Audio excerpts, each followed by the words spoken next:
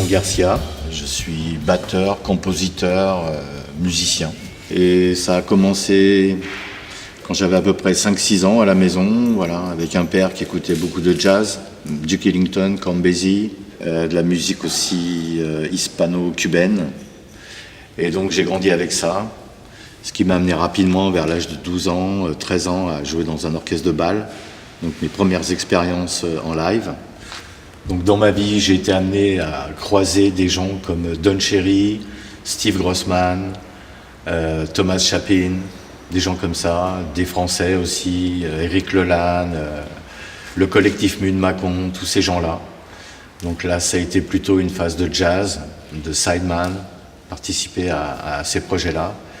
Et de l'autre côté aussi, j'avais mes expérimentations qui ont débuté en 88, donc à Istanbul, quand je vivais en Turquie.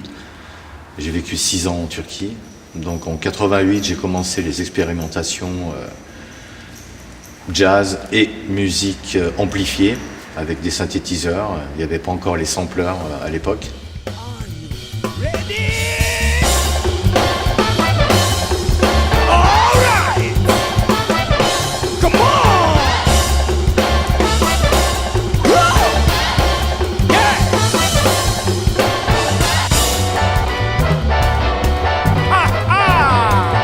Ladies and gentlemen, welcome on board this Pipon train. This train is bound to every destination. Dans le Pipon Garcia Trio, qui date des années 2014-2015, assez récent. Donc j'expérimente justement tout ce côté jazz qui va des années fin 50, début 60 jusqu'à aujourd'hui, donc 2017-2018, et avec toutes ces musiques qui moi me touchent beaucoup, qui peut aller donc du jazz en passant par le dub, avec du breakbeat ou du broken beat. Donc ça c'est des musiques dont je suis très sensible et ça se ressent au niveau de mes compositions.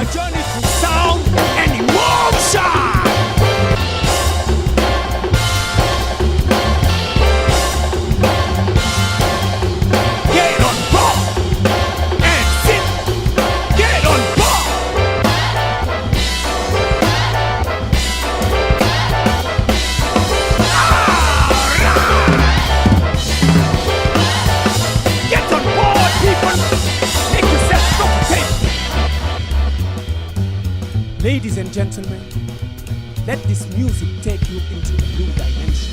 J'ai appelé Sir Jean à la voix.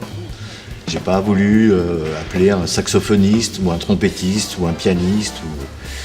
Mais voilà, j'avais besoin de cette liberté et de cet être humain. Et donc on se connaît depuis 25 ans et je connais vraiment ses possibilités. Et quand j'ai monté la formation, je me suis dit, il n'y en a qu'un plus ou moins là, ici là, qui peut faire ça, c'est Sir Jean.